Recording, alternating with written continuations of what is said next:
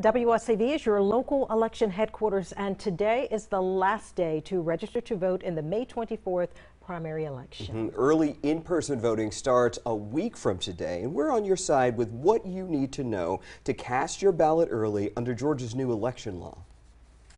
But I think that with a little bit of information ahead of time, I think that this year's election should go as smoothly as it ever has. Chatham County Board of Registrar's Chairman Colin McRae says early voting for the May 24th primary election runs May 2nd through the 20th, but it's limited to certain hours, Monday through Friday, at these 5 locations. Only 3 of them, Islands Library, Mosquito Control, and the main office on Eisenhower, will house drop boxes for absentee ballots. Because of Georgia's new voting law, those boxes must now be inside, not outside like before, and only available during early voting hours. It effectively makes an absentee drop-off box,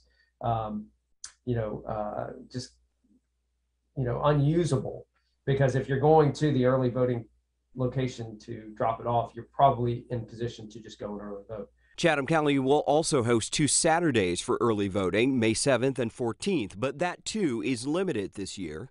And for Saturday voting, we'll actually have only 2 locations available.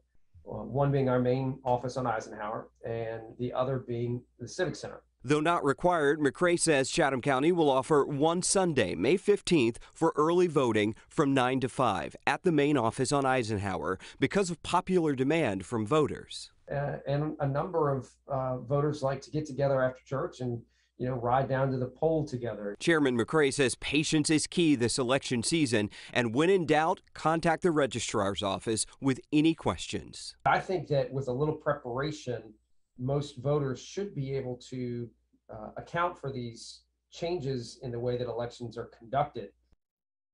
All right, so here's another issue. McRae says Georgia has seen a decrease in automatic registrations when people apply for a new or renewed driver's license. He says a change in the DDS system now requires you to opt in or out, whereas before you only had to opt out if you didn't want to be registered. So make sure you read that part very carefully if you're renewing your license or getting a new license. And of course, we have everything you need to know about registering to vote and where and when to cast your ballot early on WSAV.com/yourlocalelection HQ.